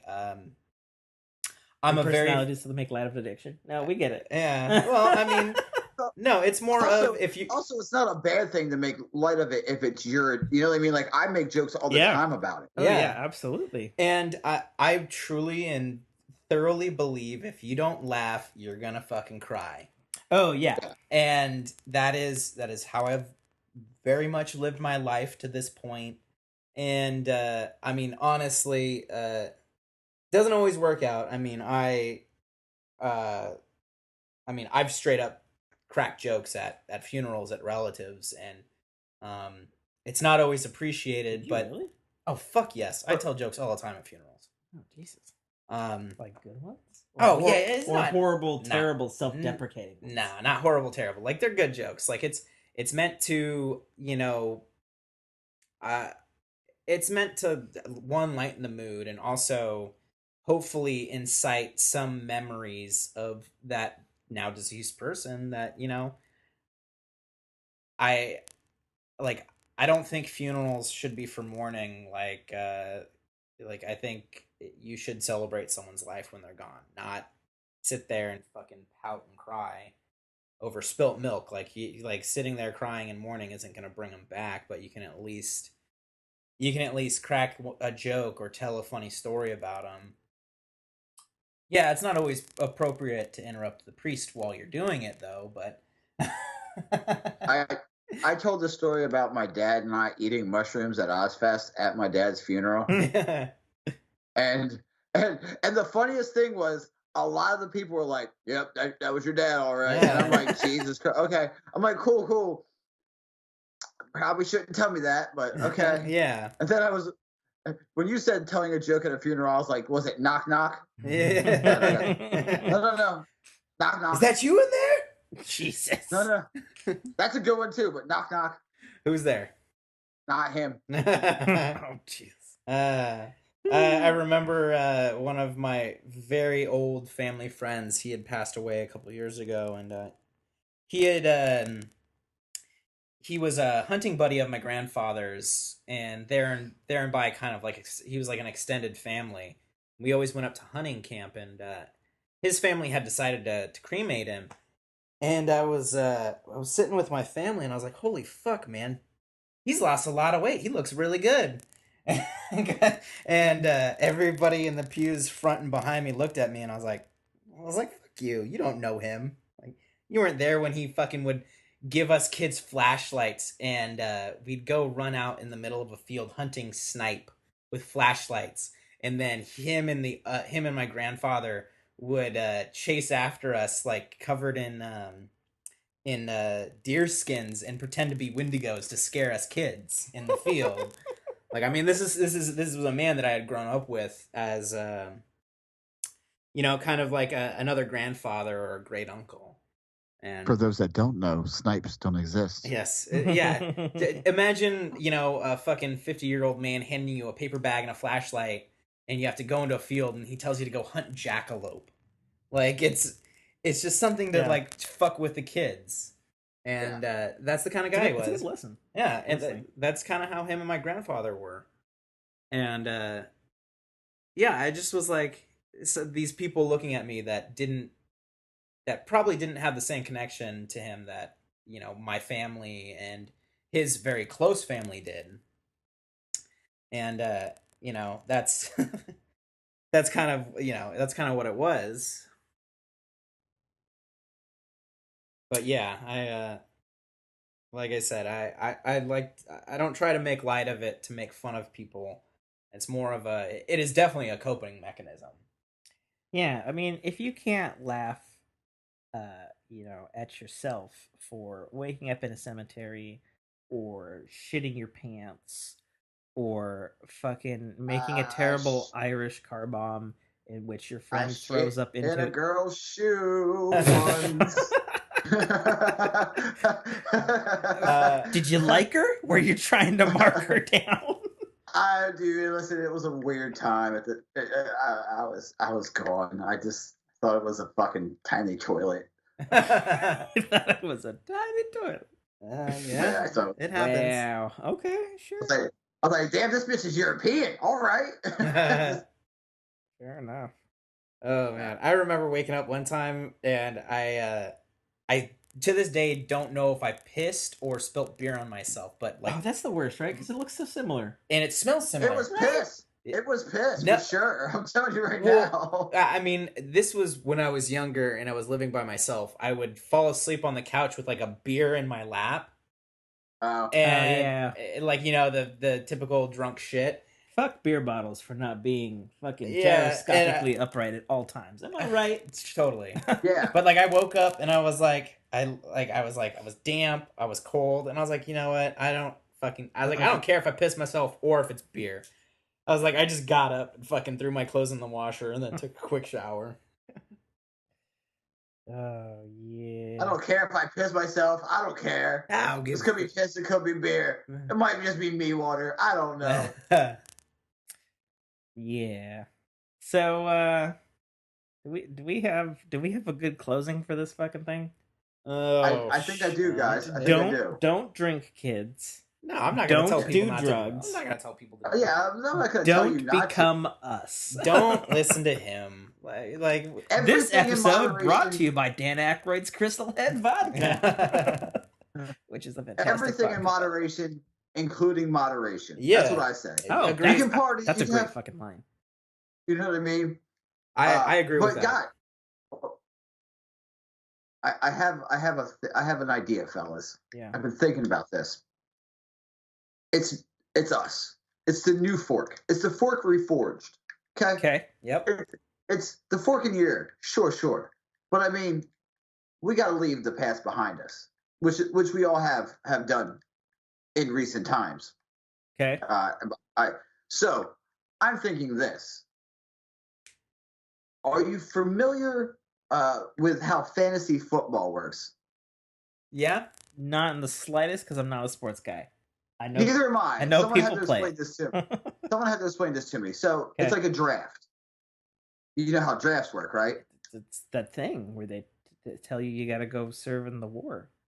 Sort of, kind of. No. Okay, so imagine like you're building a Pokemon deck, but you're doing Yes. it with players from different sports teams. Okay. Yeah. All right. Fair. So- I'm listening. So what I was thinking is, for fork in your ear, we could always have our banter, which we do, but we could do drafts, but not of sports players, of topics. Okay. So one of them, for example, could be build your top superhero team. Okay. Okay. So build your team, and by that it's like, and then there, we can always do. I think it's 5 draft picks. Okay. I believe what it is, and then we could just go from there, and then we can figure out a way. We can get a dice roller. Highest chooses. Because we can't do anything else to decide who goes first. Okay. But maybe we could do that a little bit. Add that in a little every now and then. I mean, we got super deep this time, and I'm sure everybody's going to be super surprised when they hear me go, "Hey guys, what's up?" Yeah, I know. But- Definitely. I even kind of lightly teased it in the Discord. Oh, did you? Yeah, I was like, I stopped short of being like, and someone returns, because I thought Yeah. that'd be too much, and I was like, something comes back. And then they'd be like, "Oh, Mike's." If someone returns, like, "Oh, Mike's coming back." Yeah, probably. But I mean, like, we could easily do that. Like, it could be your top Quentin Tarantino movies, or top cop action flicks, Yeah, top yeah. horror movies, Yeah, top yeah. villains. We could, it's so many topics we can do.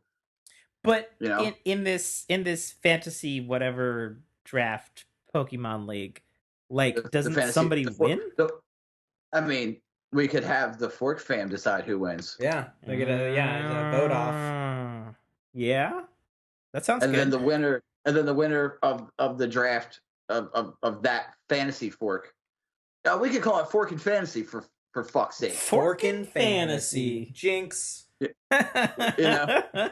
So we could just do that, and like I said, we can put a poll in the Discord. Whoever wins gets to choose the draft order next week, and we just go from there. That could be fun. Yeah, that could totally be fun.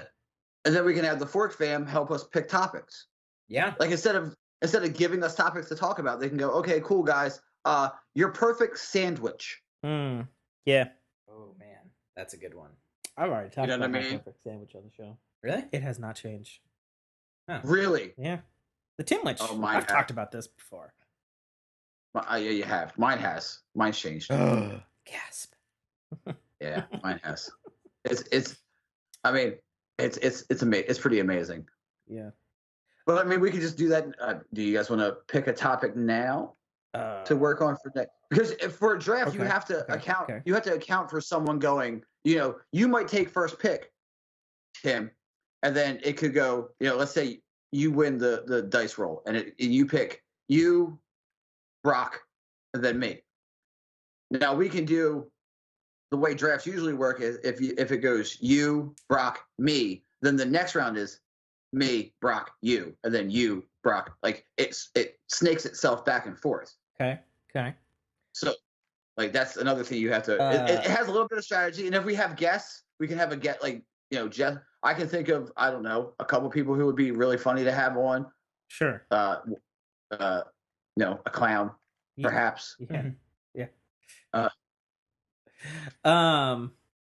Okay, so first thing would be actually let's not go favorite. Let's go best action movies. Okay, so draft your top 5 action movies. Are we going like? What's our metric for best? Like top selling? Well, best... okay, let's say there's a terrible No. film. Yeah. But it has fucking kick-ass action. Okay. So on that qualifier, it's like the best. Okay. So and you got to remember, you can't double tap. Like if I pick it, you can't pick it. Yeah. I agree with that. So what do? We do top 5 or top 10 or what do we do? Just 5. Okay, so it's a draft. We each present 5. Is that how that works? Yeah. So the way we'll go, for example, like okay, let's pick a dummy one. Draft top. I don't want to pick one that we could actually do. It sounds like anyone we pick, we would actually do. Yeah. But we'll just use the example. How about this color? There you go. Color. Your top. Draft the top 5 colors, and let's say you choose green. Okay. Brock and I cannot choose green. Okay. And if green was my top, I have to pick a new one. So you have to have more than 5. So technically you would have to have at least 10. Yeah, at the very least. 10. So everybody needs to present 10 then. No, everybody needs to have 5, but you need to have 10 just in case. Okay. Because like okay, for this example. I'm listening. Still there? Rock? You're breaking up, brother. Can you hear me? Now I can, yeah. Okay, sorry, I just had to get closer to my mic. So so Tim says, for example, green. What do you say? I would for your first pick. Then if I had picked green for my first pick, then my backup would be brown. Okay. I didn't have either of those. My first pick is blue. Now, since it's my turn again, I get 2 back-to-back picks. Yep. Okay. So I could say red. So you guys can't pick red. So if your second choice was red, you have to go to a backup. Okay. You see what I'm saying? Okay. But then how do we win? The fans are gonna vote. The Fork fan listens. The Fork fan will say. Okay. They will decide. Okay. For the record, I would totally fucking say blue first. So fucking just saying. I know you would too. But here's the thing. You can also explain why. Yeah, but then he could be vindictive and pick blue first so that you couldn't pick it. I feel that's exactly what he did just now. Yeah. Even in this practice, right? He wants that blue. Wants to take it from me. Okay. He wants to keep it secret, to keep it safe. All right, so where do we make my eyes pop, you fuckers? Okay, they make my fucking eyes pop.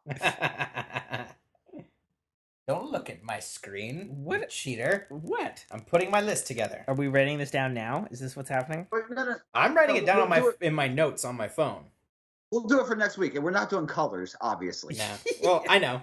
Okay. Your draft your last meal.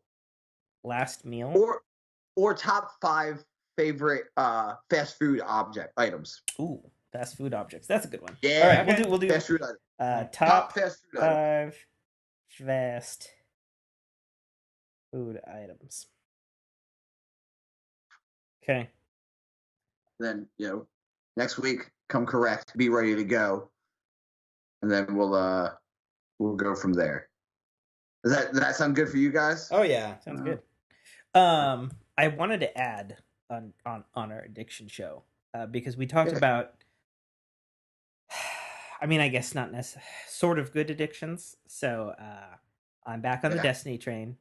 I cannot stop playing fucking Destiny 2 Shadowkeep. I have lost so much sleep to the point where it actually affected my job. Brock had to drive one morning because I had 2 hours of sleep, and my girlfriend is constantly pissed at me. So thanks, Destiny, for being awesome, but also fuck you. But But that's also, not a, that's but not a also, good addiction. I'll see you soon. That's a bad addiction. It is a isn't bad addiction. That's what I'm Okay. saying. There's no good bad addiction. Oh. I mean, I guess. Yeah. Moderation. Like Mike that was said, my point. moderation. Yeah. Okay, Tim. Just for a little bit of funny here. I just joined the Discord again, the Fork Fam Discord, Okay. and the welcome message was, "We've been expecting you." That's fucked. Thanks, Discord, for your random shenanigans. Yeah. Yeah. Wait till I drop the episode to like make a shenanigan. Would you? So you want me not to? You want me to quit again? You want me to leave the server? No. You can fucking be in, but like whatever. Just do your thing. Let's see what they say. Yeah. Just go to announcements and be like, I'm back, motherfuckers. Yeah, you gotta, just add me to the. I don't know if you guys have a host chat, or we could just use the text thread we have now. Probably just use the text thread we have now. That would make more sense. Oh, what, for our stuff? For Yeah, the the talk. coordination? Yeah. Yeah. That makes the most sense. It's the easiest since I'm always on the go. Yeah. Also, back on Destiny 2, baby. Yeah. Just broke 900 light today. Whoop, whoop. Oh, good job. Did you clear the story? No, not yet. Ooh. I'm still forging the armor. Okay. Well, after this, how would I help you with that? I have to go get Jess. Well, god damn it, Mike. I don't know what to tell you. Well, if you got any time after that, hit me up. Oh, I mean, definitely sometime this week and whatever. Because some of the good ones, the Fork Fam, they have good ideas, so we can definitely springe off of that. Because Yeah, for sure. All right, well, that brings us to the end of another episode of the Fork in Your Ear podcast. I'm not gonna shill anything. You know the stuffs already. I'm your host as always, Tim K.A. Trotter, signing off. And this is Brock. Have a drink for me. Signing off. And holy fucking shit, I'm Mike. Listen, I'm back, baby. Let's fucking go. Shazam! Oh, I haven't heard that in a while. Oh my god, I've been holding in this shit for like 2 hours. Jesus, why didn't you shit? The you Greek said, food. It has fucked me up so much. It was so delicious, Yes. but it wants to come out now. You staying on the chat, Brock? No, not right now. I'm gonna pop off because Tim's trying to. Go, Mike. I gotta go. Bye, guys. But I'll. love you guys. Jesus love you guys. fucking Christ. Love you, man. Love you guys. Fucking Peace. shit See you later. Later. I gotta Fly, you fool! fly.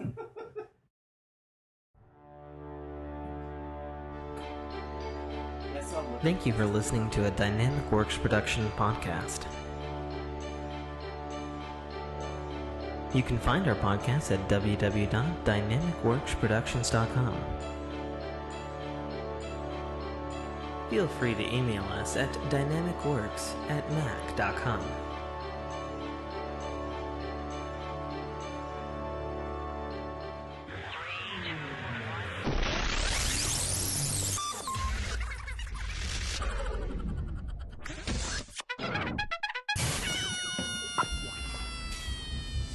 This is Dominic Armato, the voice of Guybrush Threepwood, and you're listening to a Dynamic Works production podcast.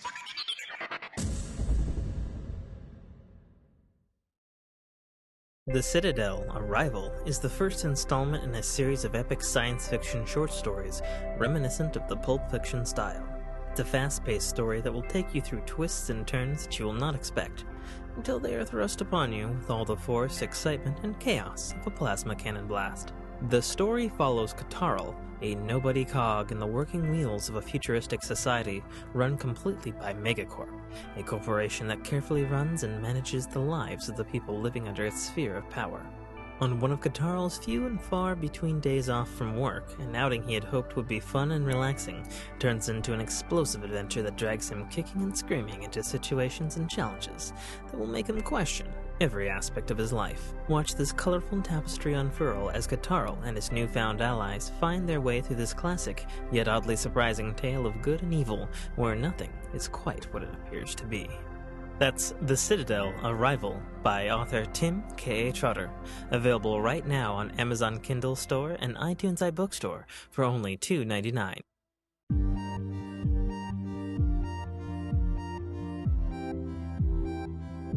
Man.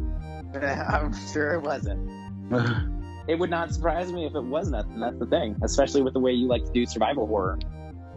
I'm good Which at what actually, I do. I meant to ask you last session, but it kind of went over my head.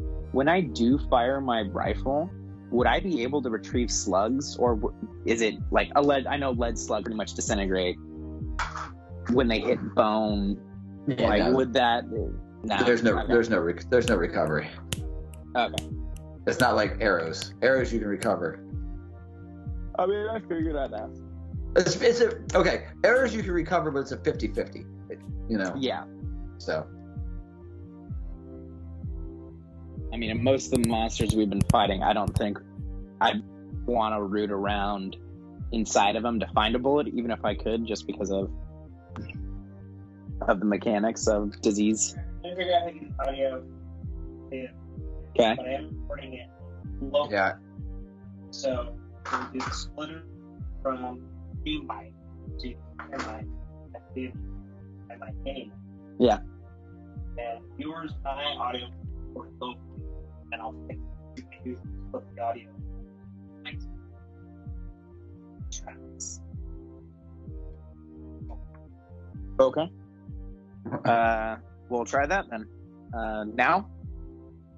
Okay. Okay, cool.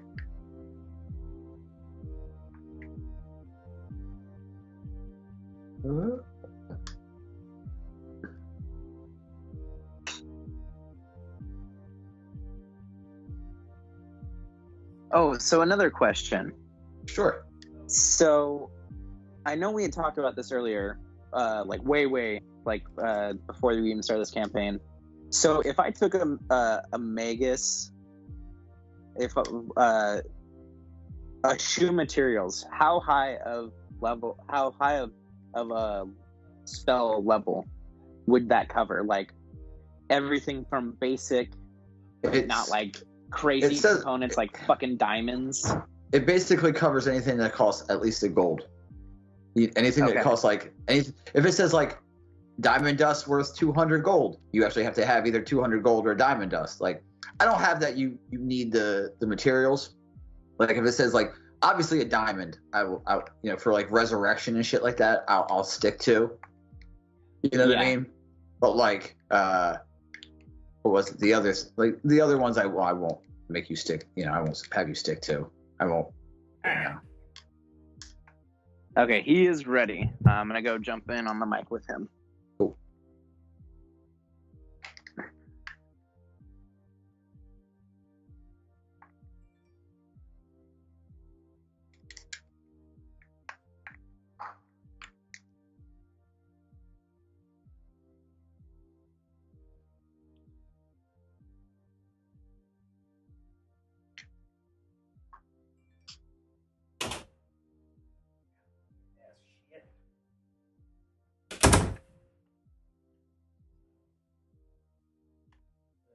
Split from that one over to here.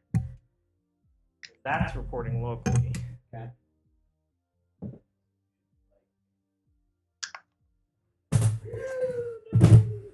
Ruined.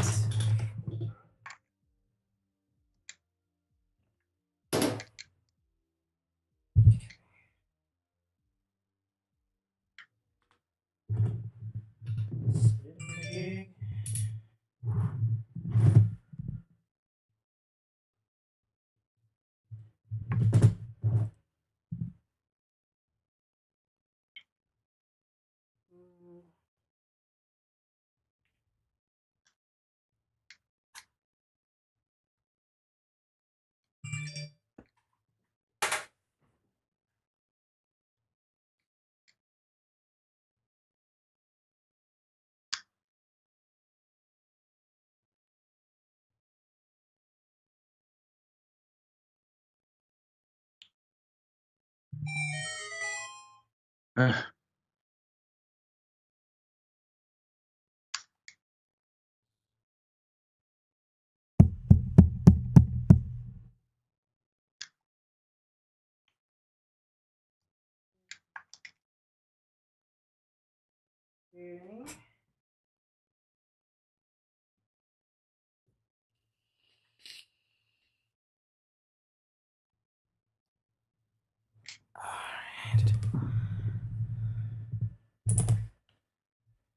this is the one that's recording?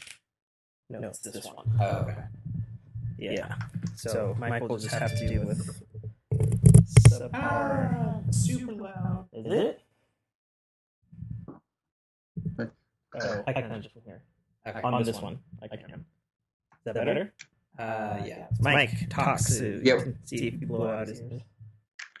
Check. 1, 2. Check. 1, 2. Check. This is me sitting away from my microphone, not holding it, just good. standing, just having to sit here on my desk. Sounds good. Can you hear me? Oh yeah, I can hear you. Okay, cool. Because he's like adjacent to the mic. A bit different than how we recorded. We've recorded that. I got so many fucking mics going on right now, Mike. It's a little fucking crazy. I get it. I get it. Like I got 2 mics, but only one of them's going to Skype. But then I've got the actual audio recorder program or my workstation interface. It's recording locally. The Skype recorder's going. The digital Skype recorder is going. It's fucking ridiculous. So okay, cool. Are we ready to get fucking TMI as shit? Sure. Sweet. TMI is shit. Yeah. TMI. As shit. Shit. Yeah. So did you get a chance to read some of that monologue, Mike? I did. Yeah. What'd you think? Awesome, dude. Okay, cool. Well, I'm gonna roll with it. I wrote a little bit more. It probably doesn't end well, but fuck it.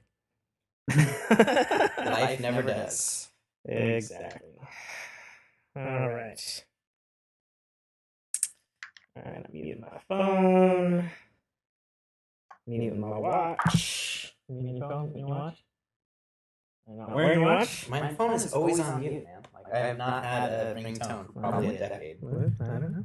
I don't know. Okay. Gonna go in with my customary. You ready, Mike? Yeah. All right. Cut it!